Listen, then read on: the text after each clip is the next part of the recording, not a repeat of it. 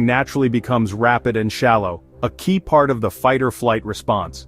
This type of breathing signals danger to your brain, keeping you in a state of high alert. By consciously changing the rhythm of your breath, you can send a powerful message back to your brain that the threat has passed, and it is safe to relax. This is not just a psychological trick, it is a direct physiological intervention that can reverse the physical symptoms of anger in minutes. A simple yet profound method for this is the 4-7-8 breathing technique. It is easy to remember and can be done anywhere at any time without anyone else even noticing. Here is how it works. First, find a comfortable position, either sitting or standing. Exhale completely through your mouth. Then close your mouth and inhale quietly through your nose for a slow count of 4. Next, hold your breath for a count of 7.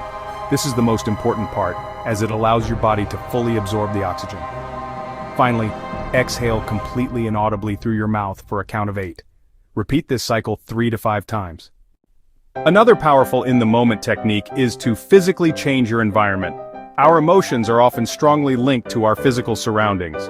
When you are in a heated argument in the kitchen, the room itself can become part of the trigger, its very atmosphere charged with tension. By deliberately removing yourself from that physical space, you can create an immediate disruption to the anger cycle. This act of changing your scenery provides both a physical and a mental distance from the person or situation that is causing your anger. It is a tactical retreat that gives you the time and space you need to cool down and regain your composure before things escalate further. This change does not have to be dramatic. It can be as simple as walking out of the office and into the hallway, stepping out onto a balcony for some fresh air, or even just moving from the living room to the bedroom and closing the door. If you are in a car, you can pull over at a safe location. The key is to break the visual and auditory connection to the trigger. As you move, your brain is forced to process new sensory information, different sights, sounds, and smells. This shift in focus helps to interrupt the ruminating thought patterns that fuel anger, where you might be replaying the offending incident over and over in your head.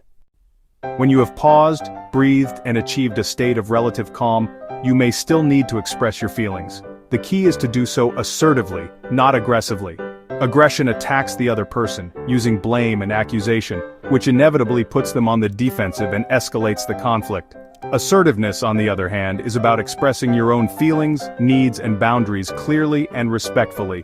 The most powerful tool for achieving this is the I statement. This simple communication technique allows you to take ownership of your emotions without blaming the other person, creating an opportunity for dialogue rather than a declaration of war. An I statement has a basic 3-part structure. First, you state your feeling, I feel. Second, you describe the specific behavior that is causing the feeling, when you. Third, you explain the effect that behavior has on you, because. For example, instead of shouting an aggressive, accusatory you statement like, "You never help around the house, you're so lazy," you can rephrase it assertively. An I statement would sound like this: "I feel overwhelmed and stressed when I see the dishes piled up because it feels like I'm solely responsible for all the housework." This is a profound shift in communication. Much of our anger is not caused by events themselves, but by our interpretation of those events and the meaning we assign to them.